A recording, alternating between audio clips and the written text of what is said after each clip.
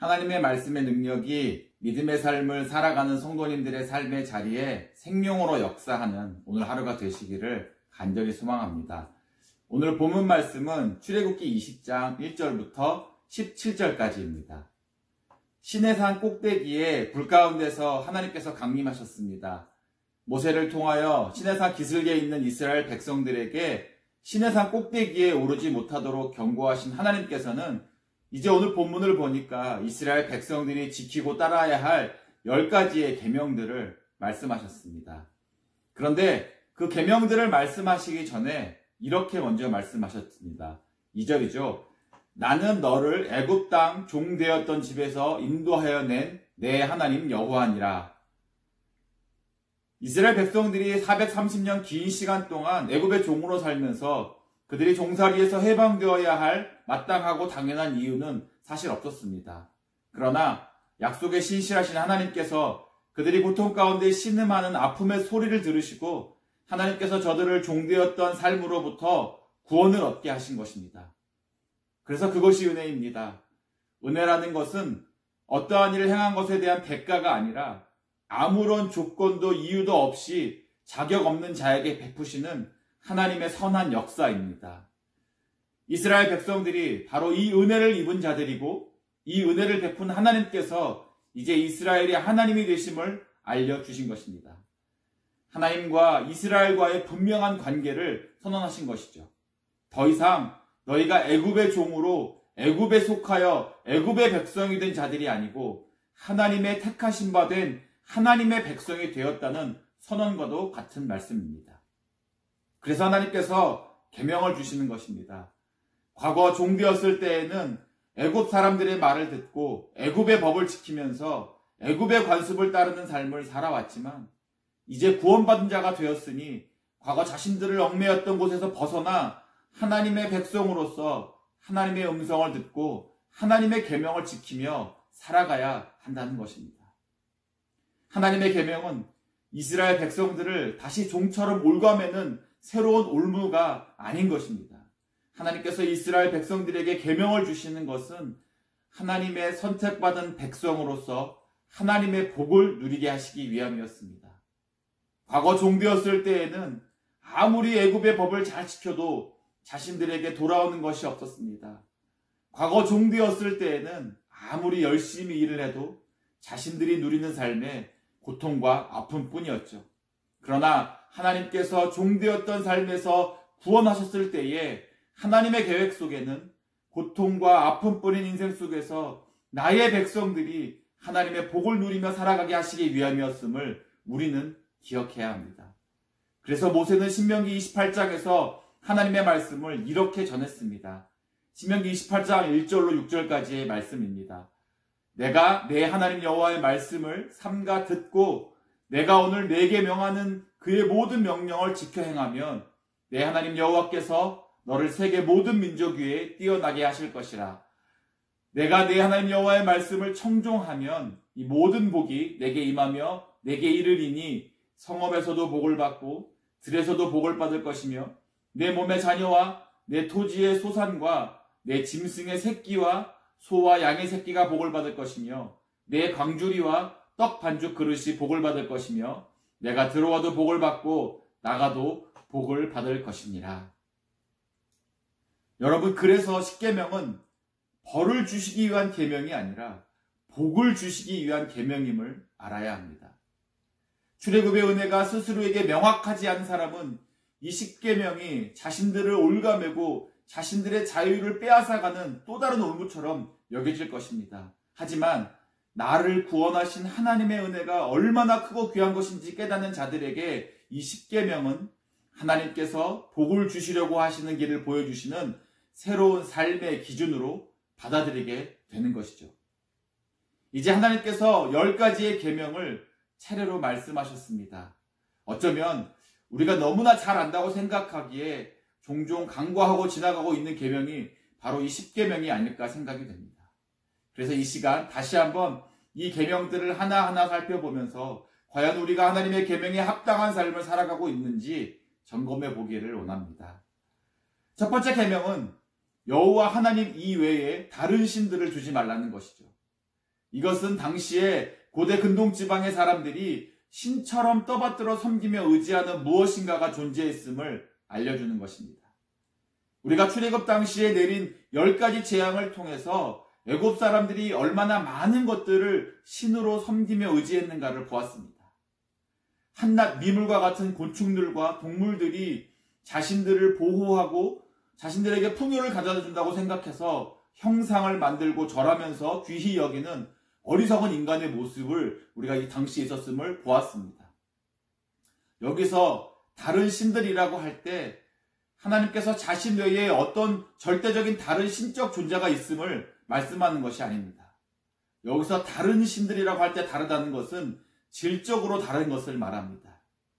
그러니까 무슨 말이냐면 사람들이 신이라고 부르며 섬기는 것들은 질적으로 하나님과 견줄 수 없는 것들이라는 것을 말씀하는 것이죠.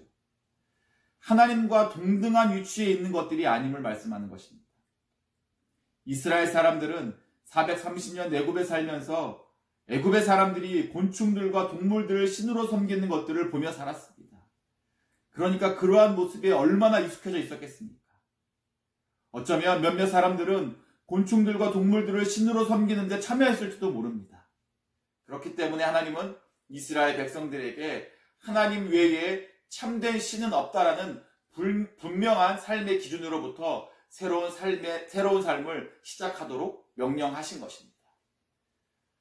그리고 두 번째 계명이 바로 우리 자신을 위하여 새긴 우상을 만들지 말고 절하지 말고 섬기지 말라는 것입니다. 인간은 보면서 배웁니다. 이스라엘 사람들은 애굽 사람들의 모습을 보면서 이미 자신들도 모르게 학습이 되었을 것입니다. 그래서 우상을 만들지 말라고 명확히 명령하신 것이죠.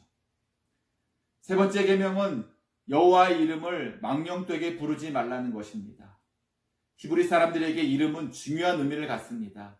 이름 속에 존재의 의미를 부여하고 그 이름이 품성과 속성과 인격을 포함한다고 여겼습니다. 망령되게라는 것은 쓸데없이 함부로 헛되게라는 의미입니다. 그러니까 여호와의 이름을 함부로 쓸데없이 헛되게 사용하면 안 된다는 것이죠. 그렇게 함부로 불러도 될 만큼 가볍고 하찮은 존재처럼 하나님을 대우하지 말아야 한다는 의미인 것입니다. 왜냐하면 하나님은 창조주이시고 구원자이시며 온 우주 만물을 다스리시는 통치자가 되시기 때문입니다. 네 번째 계명은 안식일을 기억하여 거룩하게 지키라는 것입니다.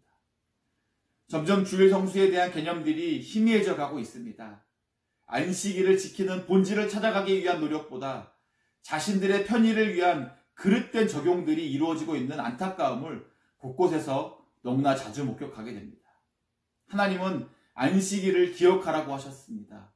기억한다는 것은 우리의 의지를 통해 안식일을 다른 날처럼 여기지 말고 구별된 날로 여겨야 한다는 것이죠. 그리고 거룩하게 지키라고 하셨습니다. 다른 평범한 날들과는 다르게 그날을 보내야 한다는 것입니다. 여기까지가 하나님의 백성으로서 하나님과의 관계 안에서 지켜야 할 계명들이었습니다. 이제 다섯 번째 계명에서 마지막 10번째 계명들은 백성들 사이에서 서로가 지켜야 할 계명들을 말씀하셨습니다. 다섯 번째 계명은 부모를 공경하는 것입니다. 사람 사이에 지켜야 할 가장 첫 번째 된 계명이죠. 그만큼 중요한 계명입니다. 유일하게 이 계명에는 하나님의 약속이 더해졌습니다. 내 하나님 여호와가 내게 준 땅에서 내 생명이 길리라고 했습니다. 이 계명을 지킬 때 주시는 복입니다.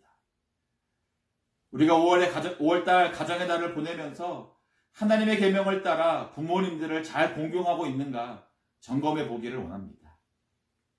이제 여섯 번째 계명은 살인하지 말라는 것입니다. 육체의 생명을 끊어놓는 것뿐만 아니라 제가 지난 설교에서도 말씀드렸듯이 말을 통해 인격적인 살인, 또 사회적인 살인, 경제적인 살인 등을 통해 다른 사람들에게 해를 끼치지 말아야 한다는 것입니다. 일곱 번째는 간음하지 말라고 했습니다. 성적인 순결을 잘 지키라는 것이죠.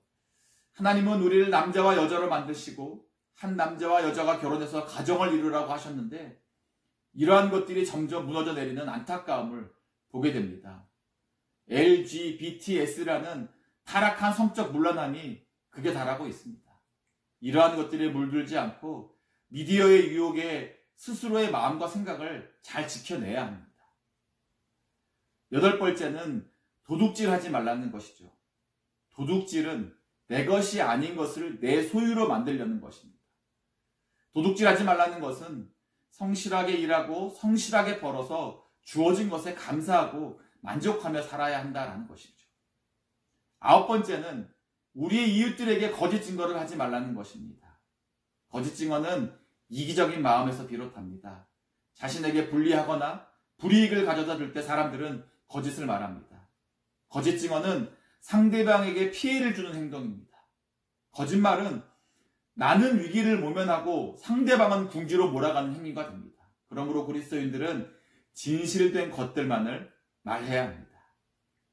마지막 10번째는 내 이웃의 집을 탐하지 말라고 했습니다. 탐욕이란 다른 사람에게 속한 것을 소유하고 싶은 욕망입니다. 그래서 10번째 계명은 도둑질하지 말라는 8번째 계명과 연결이 됩니다. 누가복음 12장 15절에 어리석은 부자에게 예수님이 이렇게 말씀하셨습니다. 삼가 모든 탐심을 물리치라. 사람의 생명이 그 소유에 넉넉한데 있지 아니하니라 라고 했습니다. 디모데전서 6장 8절 이렇게 말합니다. 우리가 먹을 것과 입을 것이 있은즉 족한 줄로 알 것이다 라고 했습니다. 히브리서 기자도 히브리서 13장 5절에 돈을 사랑하지 말고 있는 바를 족한 줄로 알라고 했습니다. 이웃의 것을 탐하는 것은 지금 내게 있는 것에 감사하는 마음이 없을 때 생겨납니다. 데살로니가전서 5장 18절은 우리에게 항상 감사하라고 말씀했습니다. 그러므로 우리는 감사의 마음을 잃어버리지 않도록 해야 합니다. 여기까지 해서 10가지의 계명들을 살펴보았습니다. 이 계명은 출애굽해서 홍해를 건넌 하나님의 백성들에게 주어진 것이죠. 누가 이 계명들을 지키겠습니까? 출애굽의 은혜가 얼마나 크고 귀한지 깨달은 사람들이 이 계명을 귀히 여기며 순종할 것입니다. 그러므로 영적 출애굽을 경험한 우리들도 우리의 삶의 자리에서 힘써 하나님의 계명을 지키며 하나님의 예비하신 복을 풍성히 누리시는 우리 모두가 되시기를 주님의 이름으로 간절히 축원합니다.